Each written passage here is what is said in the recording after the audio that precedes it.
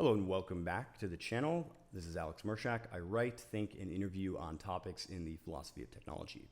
Today we're going to be talking about why Bitcoin is Nietzschean. Now, every technology has a set of values that are encoded in its structure and in the patterns that it produces in the world. And I believe that Bitcoin is closely identified with the Nietzschean conception of the world. And I'm going to bring in a number of Nietzschean ideas to explain to you why. To start, we have to begin with the notion of justice, which again is familiar to those of you in the Bitcoin community and also to those who have studied Nietzsche, and I'm going to connect the two now. So, in Nietzsche's conception of justice, the original justice, the sort of pre-Christian notion of justice, the wild justice or the justice of the warrior aristocrats, was the ability to balance the ledger, quite literally to repay transgressions as well as gifts. And so, in the Nietzschean conception of things, only the strong can be just, because the strong have the capacity to repay debts, and they also have the capacity to repay insults or harms. And the weak don't have the ability to do so.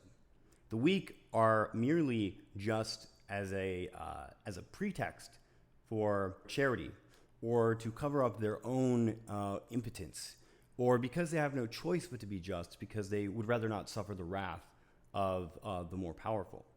And so in the Nietzschean conception of justice, justice literally means, quite literally, balancing the ledger. And this is a very Bitcoin-esque idea. After all, Bitcoin is about a ledger. And it's the notion that the world is more just when the ledger is balanced and when there are no holes in it. That is, when the fiat currency cannot slip its way in and skew the ledger or create problems with the ledger, or there's no appeal to authority by the mob that then invalidates or dilutes the currency. And this will lead us into our next Nietzschean point, which is the notion of the slave revolt. So in Nietzsche's conception, the original meaning of justice gets inverted by the priestly class, and this is done through what he calls a slave revolt. That is, the weak, the many, who are always more numerous than the strong, rise up and establish, as through the proxy of the priests, this notion of justice that is quite different, that is about compassion and helping the weak, and is about actually bringing down the strong and making the strong submit to the weak through the power of the crowd and through this appeal to authority of the priests. And I'm going to posit that this inversion of values by the priestly class that Nietzsche describes is actually very similar to the inversion of value that is described in the Bitcoin understanding of fiat currency. That is, in the fiat world, you have something that was once hard value, let's say pre-Bitcoin gold, and that value system gets totally inverted by an appeal to authority of a priestly class, that is centralized banks and governments, who then instantiate this fiat standard, this very diluted and very common and very easily politically manipulated understanding of things that is analogous to the priestly revolt in morals that we see in Nietzsche. So that's the second component. The third is vitality. So in the Nietzschean conception of vitality, vitality is very important. He is all about having a life-affirming view to the world and considers himself the expositor of a life-affirming philosophy. And if we think about what vitality really means, vitality really means the concentration or the preservation of one's energy, right? One's life force.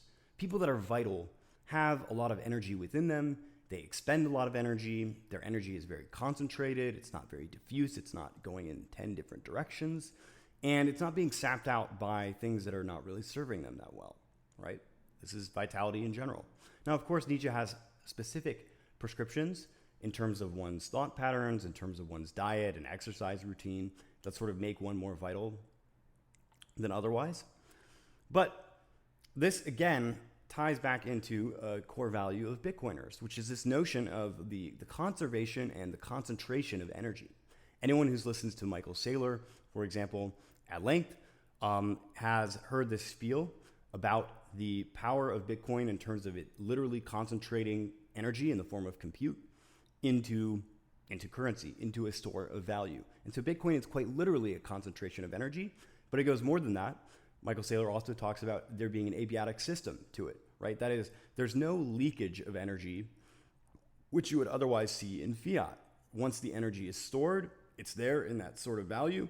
The Bitcoin amount is fixed. There can never be any more. And so therefore, there's no energy that is being sapped out of it. And so I would posit that Bitcoin also has this aspect of vitality in that it's about the preservation and concentration of energy, and that this energy leads to greater life force. Ask anyone who's made a lot of money in Bitcoin, and they'll tell you they definitely feel that vitality. The next part of this is Nietzsche's understanding of the Antichrist. So I have to be careful what I say here, because it's not as if Nietzsche was a Satanist or was against Christianity for merely parochial or arbitrary and ridiculous reasons. Those of you who are familiar with his work would understand that when he talked about the death of God, he was actually lamenting it. It was a lament that God is dead. And Nietzsche did see himself, however, as an antichrist in the sense of upending or opposing the sort of Christian teaching that was being espoused by the church at the time.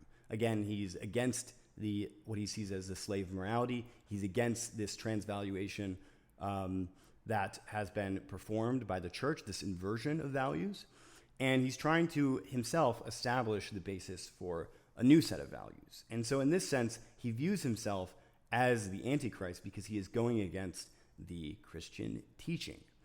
And the point of Nietzsche's work, really the guiding light through all of it, is to eventually cause a reversal of the slave morality that he finds Western civilization, Europe in particular, in over this, multi-century arc.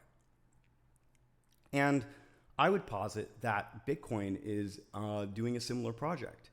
If we draw the analogy that the slave revolt in morals is equivalent to the fiat revolt in currency, then what Bitcoin is trying to do and what Bitcoiners are doing is they're initiating a reverse of this process by the end of fiat. They're reinstituting the old set of values, or at least the basis for creating a new set of value in the form of Bitcoin. And so the notion of Nietzsche as the Antichrist, in so far as he means it, is similar to the project of Bitcoin to overthrow the rule of fiat. The next thing I want to talk about is the Nietzschean conception of the will to power. Now, the will to power is complicated and it gets misunderstood quite a lot, but ultimately what the will to power means is that individuals and even organisms exist primarily to exert their power or their agency, to increase their power in the world. And while people have debates about the controversy of this and whether or not it should be taken in absolutist terms, I think it's pretty clear that you can plausibly say that this is definitely one of the goals, if not the primary goal of most organisms. The point of this video is not to argue or reconceptualize Nietzsche's understanding of the will to power, but again, to draw it back into Bitcoin. And so if you think of Bitcoin as the concentration of energy, the concentration of compute, and the preservation of vitality in the terms of a store of value, then it fits very nicely with this concept of the will to power, because anyone who's buying into the Bitcoin scheme, and I mean that in a descriptive sense, not a derogatory sense, is also trying to increase their power and their agency in the world. And they see Bitcoin as the vehicle for doing this. And so I would say that Bitcoin also has this aspect of will to power embedded inside of it. And finally, the last aspect of Nietzschean philosophy that I see in Bitcoin is this concept of the Overman. That is, the one who comes about to bring in the transvaluation of values, the one who is capable of living life on his own terms. And of course, you could say, well, the Overman is obviously Satoshi Nakamoto. It's not up for me to decide whether that's the case. But what I would say is that anyone who buys into the ideals of Bitcoin is buying into this concept that the value system that we are living under in terms of monetary and currency power is something that needs to be transformed and that we can begin taking back ownership of, right? That is, anyone who's into Bitcoin right now sees themselves as part and parcel of the pathway to the Overman, to the transvaluation of value. Nietzsche once said that man is a bridge. And what he meant by that was that man in our current form is not quite the Overman. No one that is around right now is really the Superman, but we are on our way towards it. And I think that Bitcoiners view themselves in this similar way. There is this notion that the participatory aspect of Bitcoin means that we aren't going to totally transform the system overnight. And there are aspects of the legacy system, the legacy fiat system, that we all must participate in. And so we are not quite there. But we are on our way there. And that's how I think the Bitcoiners embody the aspect of the Overman of Nietzsche. So this has been my presentation of why Bitcoin is Nietzschean. Please let me know what you think about in the comments. And of course, you can peruse through my channel, as well as check out my interviews on Hacking State if you want to see more.